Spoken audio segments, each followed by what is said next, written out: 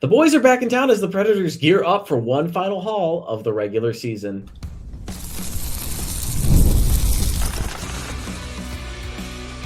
You're Locked On Predators, your daily podcast on the Nashville Predators, part of the Locked On Podcast Network, your team every day. What's up, everybody, and welcome to another episode of the Locked On Predators podcast, part of the Locked On Podcast Network, now the #1 sports podcast network. Thank you for making us your first stop of the day. We are your free daily Nashville Predators podcast. I want to start off by shouting out all of our Locked On Predators podcast community and our everydayers who tune in to chat all things Preds every day. My name is Jack Williams. I am the host of the Locked On Predators podcast and the Nashville Predators beat writer for the hockey news. Before we get into it, want to advertise our mailbag still here. Every Monday we do a Preds, Locked On Preds mailbag episode. If you guys want to get involved, want to see your questions on this cast, go into the link description, go on to Locked On Predators social media, and the Google form will be right there for you guys to fill out, ask any questions you want. And hey, if you want your name to be said in the podcast, you want a shout out, feel free to put your name in there as well. Or if it's more of a controversial kind of want to test me on the questions a little bit more, but want to remain anonymous, that's an option as well. So fill up that form there for you guys in the description. Would love to hear your questions and get a lot of questions here in the mailbag for next Monday.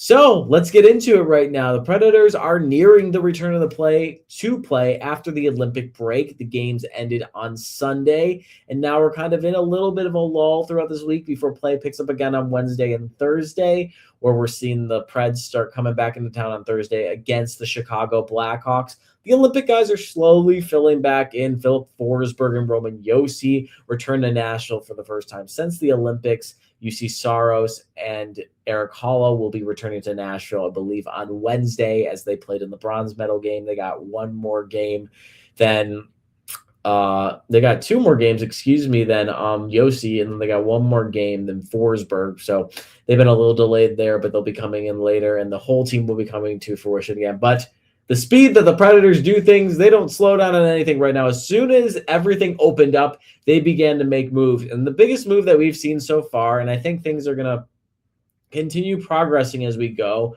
is that pipeline that's been frozen, from Milwaukee. It's starting to thaw out a little bit more. Water's starting to flow through those pipes a little bit more. And we're seeing some movement now as Zach LaRue and Matthew Wood are back in Nashville. Matthew Wood, he's been kind of back and forth a little bit throughout the year, but he's back in Nashville for practice. And Zach LaRue hopefully making his actual return to the ice here. This is his second technical call-up of the year, but his first call-up was very strange. It happened in the beginning of November. He was called up from the Admirals on November 4th. Then he was scratched for 2 games, and then it was announced he'd be missing 4 to 6 weeks.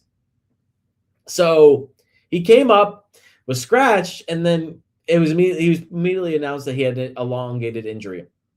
And then on December 13th, he was sent back down to Milwaukee. So it's technically his second call-up he's getting here, but hopefully we will actually see some ice time from him and actually see some action from him. Because as I mentioned before, just some inconveniency with the lower body injury. The rumor that was circulating around was that he did struggle with some injuries early on in training camp there and early on, like in the earlier part of the season, even in the preseason. It seemed like this was a re-aggravated injury that eventually got to the point where, he has to miss some time. So hopefully, fingers crossed, knock on wood, that he will get the opportunity to play here a little bit more and get some time in with the Predators. Because he just absolutely deserves it completely. As we look at his stat line of what he has done down in Milwaukee this year, 28 points in 28 games. That's a point per game average. We got a nice 14 goal, 14 assist rounded number there.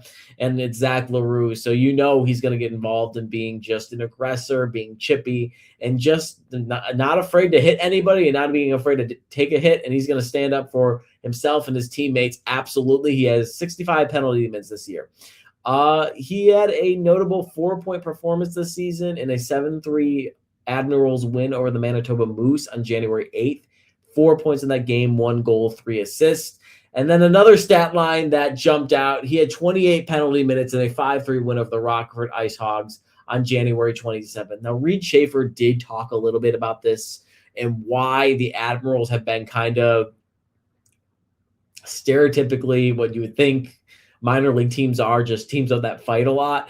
And the Admirals have been a team that have been racking up the penalty minutes this year. I haven't looked at the AHL standings this year to see where they rank a lot, but it seems like every time I turn around, this team is fighting or getting into some sort of penalty mess, whatso not. And Rockford was obviously one of these games here. And Reed Schaefer mentioned that this is one of the larger teams by size, by strength in the AHL. And a lot of other AHL teams want to challenge the Admirals. So that's what leads to these heavily penalized games. And Zach LaRue, 28 penalty minutes. I didn't look at the breakdown here, but that's a big total for one guy in one game. My God. But that's no surprise to Nashville fans and Admiral fans. Zach LaRue has always been that guy that's going to get into the thick of it. He is going to put himself in there, and he's going to find a way to make an impact no matter what. He was a regular in Nashville last season, played 62 games, had 63 penalty minutes in that stretch. 15 points, in 62 games, 5 goals and 10 assists, mainly on that bottom pairing there. But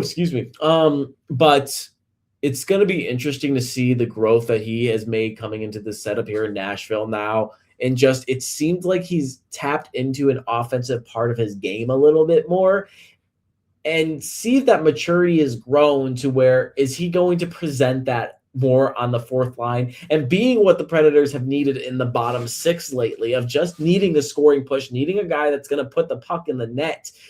The depth on this team, once you get past the second line, it starts dwindling off a little bit on the third line there. You could argue that guys like, Bunting look good, but who switches between the second and third line, but Marchessault hasn't really been getting going for the Preds. Everybody on the fourth line it just hasn't seemed like it's been their job to score, with Tyson Jost and Cole Smith and Michael McCarron. Fedor Svechkov has been moved down to the AHL. He has not been called up yet, so he's assumedly going to stay down there, and hopefully you get a center that can give you better time, better minutes. And that's, again, nothing to blame on Svechkov at all. He's just a young guy, and it was poorly mismanaged his time up here, whether it be who he was paired up with, what situations he was put in. He needed to be down in Milwaukee much sooner to progress. And if the Predators had done that sooner, he might be up at the back returning at this point, and we might have seen a little bit more confidence in his game, a little bit more production in his game. But unfortunately, the Predators sent him down a little late, in my opinion. But as for Zach LaRue, I think the big thing you're seeing there is that he's putting the puck in the net down in the AHL. He's averaging a point a game. Can he, obviously it's not going to be a one-for-one transition, but can he take that game and mirror it in some sort of way coming up to Nashville and provide a scoring boost that is needed on that fourth line there? Or let's be blunt here, is he going to resort back to what we saw last season and what we've seen a little bit this year of just, is he going to be a goon essentially on that final pairing, that fourth line pairing, fourth line or the third line? Is he just going to be a goon? Is he just going to get penalty minutes? Because if he is, then he should be going back down to Milwaukee. Let's just be real, y'all. I mean, that's not what the Predators need. You already have that in guys like Michael McCarron and Cole Smith, who are taking penalties left and right. You don't need any more of that right now. You need somebody who's going to come up and score and get gritty, essentially. You need a guy that's going to do both. Zach LaRue showed that he could do both in the AHL. Can he do both in the NHL level? That's going to be the big test for him. And listen, this is a guy that's very excited to come up into the league. And got to shout out Nick Kaiser at Lower Broad Pucks, Lower Broad Hockey, who wrote a fantastic story, and he just timed it out perfectly, talking about LaRue's return. And he talked to them not knowing that Zach LaRue was going to come back up. He just talked about his progress in Milwaukee. And he had this great quote from Zach LaRue saying, "I'm working hard. I'm all over the place, and people are hyped up for me. My family's hyped up, and I'm excited to see me play and know I can make it to the next level," LaRue said Saturday night in Milwaukee. Again, this is an article from Nick Kaiser on Lower Broad Pucks. Please go read it. When that chance comes, it's, quote, "Let's effing go." You guys know what I mean. Let's effing go. Let's get after it and never turn back. That's the goal right now. And he's exhilarated. He's excited to get back up. I think it said a little bit in this article here that LaRue was expecting to get called up a little bit sooner. And I think all of us really expected that, considering the progress he had in Milwaukee. And just, I think he was playing well just for himself and beyond his expectations down there too, and beyond the expectations I think of Milwaukee and Nashville had. And the pipeline just hasn't moved in Nashville this year. It's been very, very slow. And myself and Kimmel, Russell Vannozzi, Nick Kaiser, you could go all down press row of guys that are like, he deserves a chance up here in Nashville. And we've been saying this for probably since December. It's February now. It's almost March. But it's good to see him get his chance. And it's going to be a test up here for sure, because he mentioned it in the preseason. He was worried that he was going to get knocked off the roster for young guys, and that's exactly what happened. He's now getting his chance, and he's going to try to prove it as much as he can. The key is, can he add that balance to his game of scoring and being a gritty guy? It's what Michael Bunting has really tapped into this year, and that's given him a lot of market value. And we'll talk about Michael Bunting a little bit in the second segment. We're going to talk about the deadline. I know we've talked about it so much, and it's been lead up for like 3 weeks now, so I'll make it short. But it's going to be a big test here for Zach Leroux. And it will be exciting to see if he succeeds for sure. But the other one called up, and I'll give you my opinion on this for sure, I think he was called up too early, was Matthew Wood. He joins the lineup after being reassigned to Milwaukee right before the Olympic break on February 5th. He was struggling prior to joining the Admirals. He had just 3 points in 23 games and was scratched twice. Now, I'm aware that makes me look bad, because there's one episode, and I think it was titled like Where's Woody or something like that, where I went on a whole rant and was like, yo, why the heck are you scratching this kid in back-to-back games? This is somebody who has given you scoring at some point in the season. You should be playing him. And they must be listening to the episode. If Preds management is listening to Locked On Predators, hi, thank you for listening. I doubt they are. But they put him back into the lineup, and he didn't do anything. And I'm like, all right, I'll eat my words. He should be down in Milwaukee. And they sent him down to Milwaukee. And he's only played 3 games down there, and then he's getting called up. So they really just wanted him down there for the Olympic break to keep his legs moving for sure and continue playing. He has 3 points in 3 games, a goal and 2 assists. 2 of them came in 2 assists and a 5-2 loss to the Texas Stars on February 20th. He did spend the earlier part of this season in Milwaukee. He was injured coming into the year, played in Milwaukee for a little bit, then returned back into the lineup. But with Matthew Wood, I like the guy. I think he has a good build, a good forward. He really is a guy that can really use his frame to get to a net and has a good shot. He's just young, and you need to give him the leeway in the room to develop. Don't be afraid to put him down to Milwaukee for a while. Don't be afraid to have him go down there and play with younger guys and figure out his identity for his game. Don't be afraid to do that at all. And I feel like, and it will be interesting to see this happen with a new GM in place and what they'll do with Matthew Wood, and if it's going to be the same thing we've seen for a while, or if it's going to be something different. But this is one of the players that Barry Trotz is consistently sticking his neck out for, when you're sitting there and being like, maybe he should be down in Milwaukee right now, and then he could spend a longer time out in the season instead of having him sit up in Nashville and struggle for I don't know how long before saying like, all right, fine, we'll send him back down, but then immediately bringing him back up. I think I think this move is too soon. I do like Matthew Wood, but especially what we saw before the Olympic break, he's not moving at an NHL pace. His skating skills really need to improve. That's the big thing that stuck out about my game. Not my game, his game, excuse me. No, I am nothing compared to Matthew Wood's game at all. Absolutely. That's a gaffe among gaffes for sure. But I think he needed to spend more time in Milwaukee, y'all. It will be interesting to see what he does after the Olympic break. He can prove me wrong. Absolutely. It's happened before. And then the final piece of news we have here that is related to the Admirals and such. Not a call-up. Wood and Leroux were the only ones that were called up, and Murray as well. Matt Murray was called up too, but he's not going to be here for very long. He is only being used as a practice player while Juuse Saros is in Milan and currently in the process of coming back. So as soon as Juuse Saros will return, expect Matt Murray to go to Milwaukee. I did not heavily report on it because he's not going to be here very long. It's very much going to be that two-man tandem for a while in Nashville. But the Predators re-signed, or I should say offered an extension, and he signed it to Jake Luchini. It was announced Monday, 1 year, 2-way contract, $850,000, and it will start the 2026-2027 season. His original contract was a 2-year, $1.55 million contract and was set to expire at the end of the season. He's been their top center down in Milwaukee. This is another guy who's deserved an opportunity, and seeing that he's getting an extension there, it looks like the Preds want to give it to him.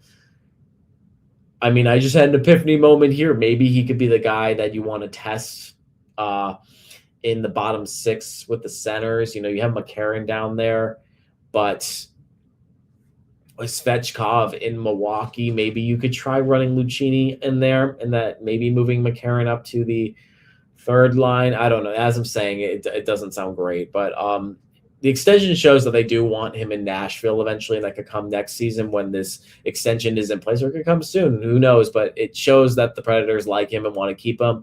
But like I said, he's been a force down the middle of Milwaukee, recording 38 points, 13 goals, 25 assists in 48 games.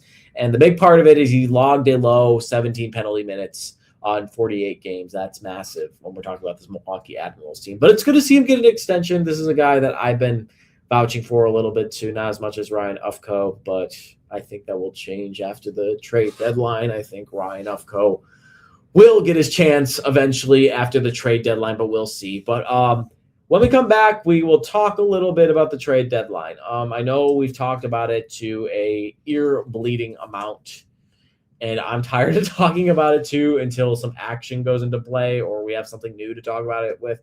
But that's one of the big things that's happening in the return right now. It's coming up, and just look out for it. And we're going to talk about what to look out for. That's coming up right after the break. If you've ever hired someone who looks good on paper but wasn't the right fit, you know how important that is. When you want candidates who truly match what you're looking for, trust Indeed's sponsored jobs. Hiring Indeed is all you need. Stop struggling to get your job post seen on other sites. Indeed Sponsored Jobs puts your post at the top of the page and helps you reach the right candidate faster. If I needed someone for this show, I'd go straight to Indeed and be very specific about what I need. Real experience, not just resume buzzword. Instead of struggling to get your job post seen, Indeed Sponsored Jobs helps your listing stand out and reach quality candidates faster. Sponsored Job boosts your posts to the people who are the best match for your role, and that makes a real difference. According to Indeed data, sponsored job posts directly on Indeed are 90% more likely to report a hire than non-sponsored jobs. Spend more time interviewing candidates who check all of your boxes with less stress, less time, and more results using Indeed Sponsored Jobs. Listeners of the show get a $75 sponsored job credit to help give your job the premium placement it deserves at Indeed.com/locked-on. Just go to Indeed.com/locked-on right now and support the show by saying you heard about Indeed on this podcast. Terms and conditions apply. Hiring, do it the right way with Indeed. Okay, so we'll keep this segment short because I went way too long in the first one, and if you want to hear about the trade deadline, you can watch so many of the last few episodes. That was a big conversation topic to fill this Olympic break. And we're still in the Olympic break, y'all. Yes, the Olympics are over, but there is still no action in the league until Thursday, which is the end of this week. And this is coming out on Tuesday. So we have 2 more episodes to fill our gaps in for before we get to actual games we can talk about again. So let's talk about the trade deadline again. It's 10 days away now for y'all. It's midnight here, so it is 10 days away when I'm recording this officially. Again, the Predators don't really seem like they're going to shave off much because there is no reason. There is no reason to shave off a lot as much as the conversation in some pods of this fan base are, let's shave off everything. It realistically doesn't look like they're going to shave off a lot because they're in a position to compete for a playoff spot right now, and it wouldn't make too much sense to offload everything unless you're at the bottom of the standings and how close the standings are this year. There's no reason to blow up everything right now unless you're in the basement of the league. Interesting part that I kind of thought of, I don't know how realistic it is. The call-ups that are being made right now could show some value in trading and moving. Obviously, when you have a GM who is on the way out but is still thinking about the future, you'd want to keep those younger guys that you're bringing up. But I don't know, like a guy like Jake Luchini, obviously you signed him to an extension, but he's an older guy in the AHL. So, I mean, if he gets called up, it might just be a showcase. It might be like, like at the, like, I don't know what it's called, the rodeo, like when you bring out a horse or like a sheep or like a pig or something like that, and then you showcase it, and then it gets awarded like best in show or like a dog show. It might be something like that. And they're bringing players up from Milwaukee to showcase how good they are, and that might be enticing GMs to look at how good these players are playing and see if they want to make deals with the Predators. That could be the long game of it, but I don't know. It doesn't sound too realistic to me. That was kind of a theory I wanted to throw out there. Let me know if you guys think what you think about that. I mean, it doesn't make too much sense in thinking of the future and what's so not, but it could be something.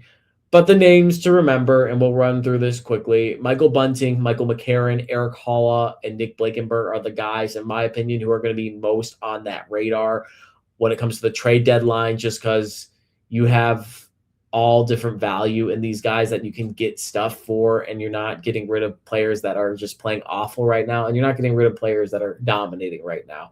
You want to get those guys that are in the middle, that are just playing straightforward, good hockey that you can put on any roster. If you have a guy that's really good, you're going to have to make cap space and find a way to fit him into your top line, really. And that's what happens when you're offloading your biggest player, and then when you're getting rid of them, you have to find a way to replace it. And if you're offloading bad players, it's just about who's going to take that, who's going to want that. So like guys like Justin Barron, he could be packaged, but it's about thinking about the other way of who would take him. But guys like Michael Bunting, again, a good bottom six player, Michael McCarron, who is a guy, if you throw him into a Stanley Cup contender, could really give you some good minutes and good progress on the bottom line or in the bottom six somewhere. Erik Haula, especially in these Olympics, has showed that he could be a third line center. He could be a kind of a reach second line center. Then Nick Blankenburg, a little bit undersized, but a defenseman that works hard and has been one of the bright spots in what has been a very dark, gloomy defense. Just remember those names. They might not all move. They may all move here and there. So I think one of those four will be on the move here. But in talking about what the Predators need in their mindset, I think coming up to the trade deadline and the mindset they'll have, it's two ways. You can look at a rebuilding way where you can just go after draft picks and younger players, like I'm talking about guys 20 and under that you can go after, or prospects that are playing even in juniors in college right now that could be traded and picked up. Or you can gear up for the playoffs, and you could pick up pieces that are good right now and that are going to supplement you, especially on the defense. So I think that's the two crossroads that you come at in the deadline, or you can just sit there and do nothing. I mean, that's the third one too. But what's exciting about that? Let's have fun. Let's trade players and let's have a good time. I don't need to sleep. I don't have things going on in my life. So, I'll try to keep up as much as we can, but expect that to ramp up in the next few days as we get to a week out, under a week, and these games start going. These games will show if these guys deserve to stay or not, or if the Preds want them to stay or not. But before we get into our final ad break and our final segment, which is talking about the P word, that's playoffs, I want to talk to you guys about the Everyday Club. So thank you for making Locked On Predators your first listen of the day. And thank you for making Locked On the #1 sports podcast. You already live your team every day. Now take it up a level and go ad-free. Join the Everyday Club today and get Locked On Predators with no interruptions, members-only Discord access, and more. All for just $5 a month or $50 a year.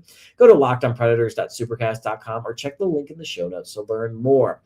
The trade deadline's coming up, and if you guys are on the line of thinking about if you want to be a part of the Everyday Club or not, we have a trade deadline deal coming up for y'all, and that is If you sign up with the promo code DEADLINE, DEADLINE, you can get a free month of the Everyday Club access. So if you guys are on the line thinking about, I want to see what it is first and do kind of a trial run, this is the perfect time to do it. Starting now for the next 2 weeks, use code DEADLINE, and you guys can get access to ad-free audio, and you get access to the members-only Discord. So check that out. That will be a good way to test it out. Use code DEADLINE if you guys are interested in the Everyday Club, and you will get a month free to check out the Everyday Club. And I just said Everyday Club 3 times. That's how excited I am about it. So again, check it out if you're interested. But when we come back, we'll be talking about playoffs. And we'll be seeing and looking at just how realistic this is and what's it going to take for the Preds to extend their season. That's coming up after the final ad break.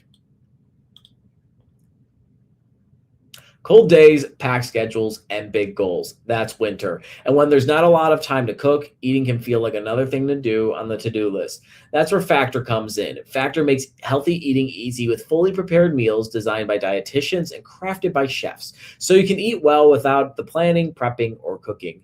Factor meals are always fresh, never frozen, and ready in about 2 minutes. The ingredients stand out: lean proteins, colorful veggies, whole foods, and healthy fats. No refined sugars, no artificial sweeteners, no refined seed oils. Tons of variety with 100 rotating meals each week, so it never gets boring.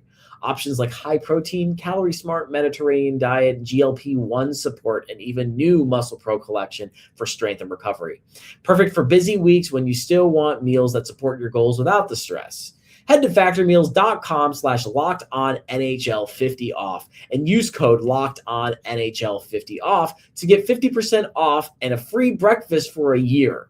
Eat like a pro this month with Factor. New subscribers only, varies by plan. One free breakfast item per box for 1 year while the subscription is active. So playoffs.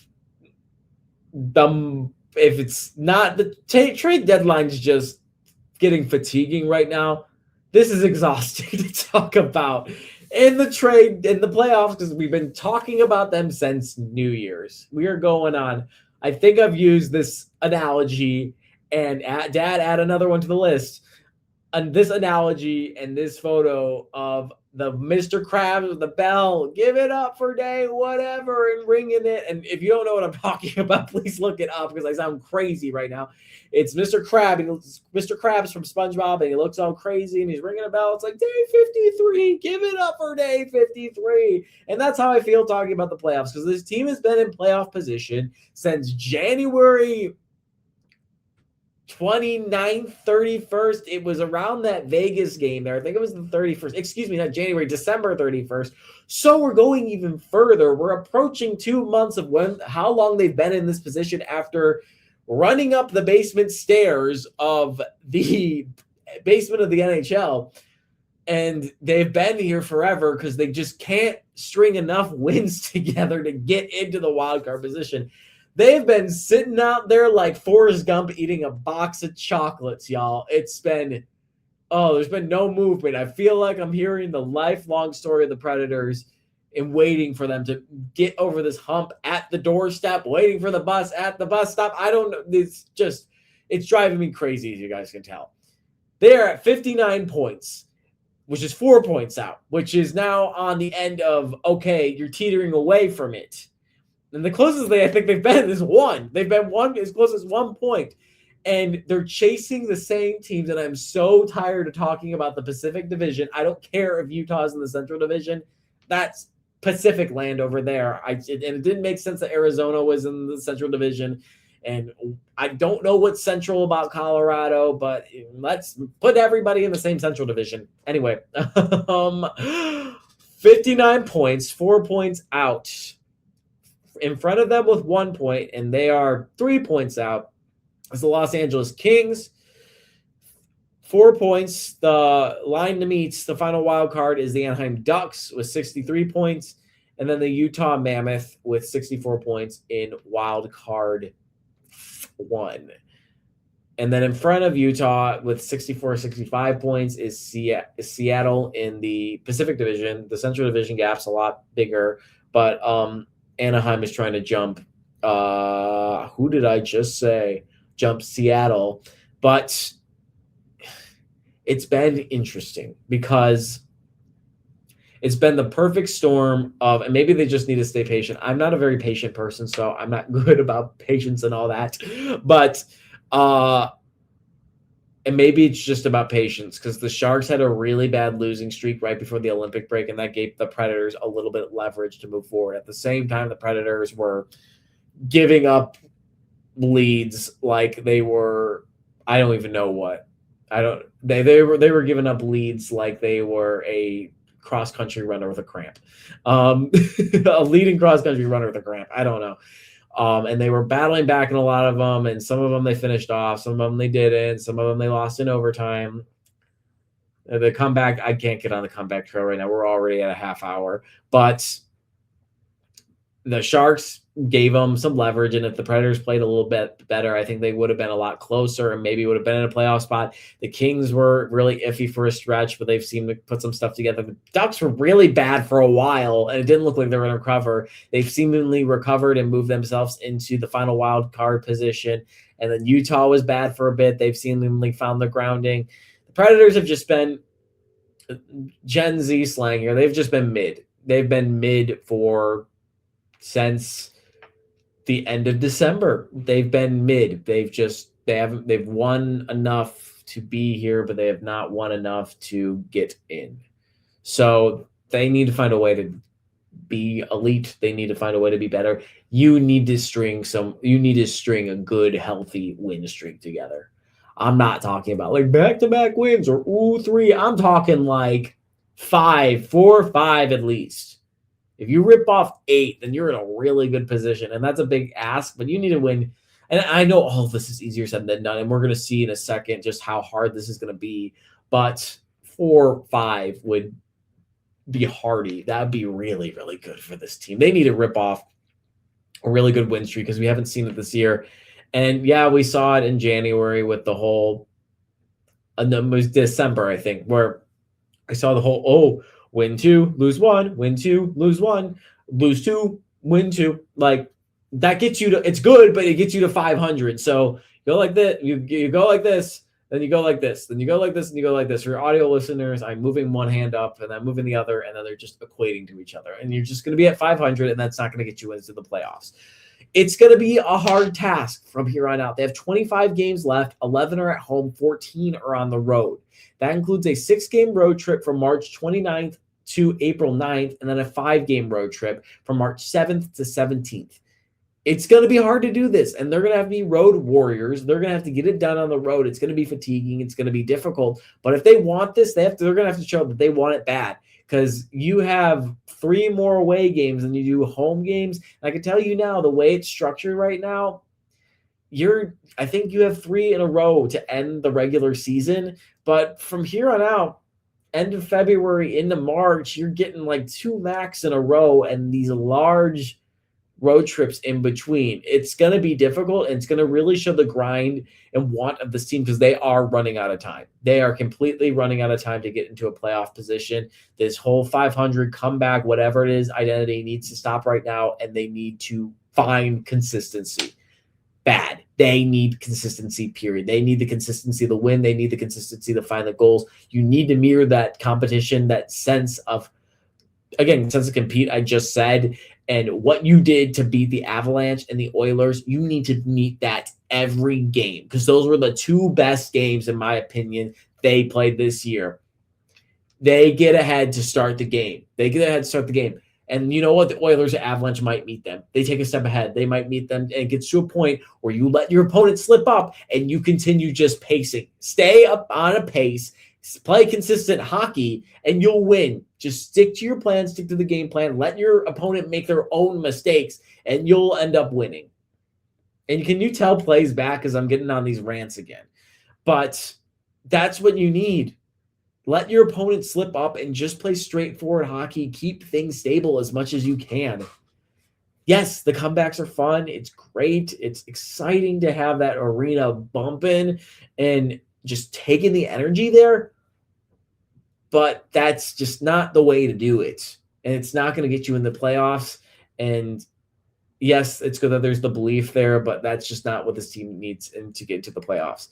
And we're going to see if this break helped or is going to hurt the Predators, and just maybe some time to decompress, figure out what this team is, get some good practices in, have the pressure down a little bit more, and then jump back into the game and see, oh, we're behind the ball a lot. Our Olympians are fatigued, or, we're ready to go. We're trying something else different, and we're resetting here, and we think we found our gear. And that's what we're going to look at coming out of the Olympic break. And that first game, that first test will be on Thursday against the rival Chicago Blackhawks.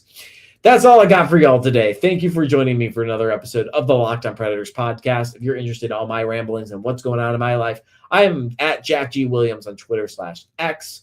Hockey News Nashville Predators is where you can find all my work, Jack Williams. And hey, if you guys are just interested in Locked On Predators, we're LO_Predators on Twitter, and then Facebook and Instagram, we're just Locked On Predators.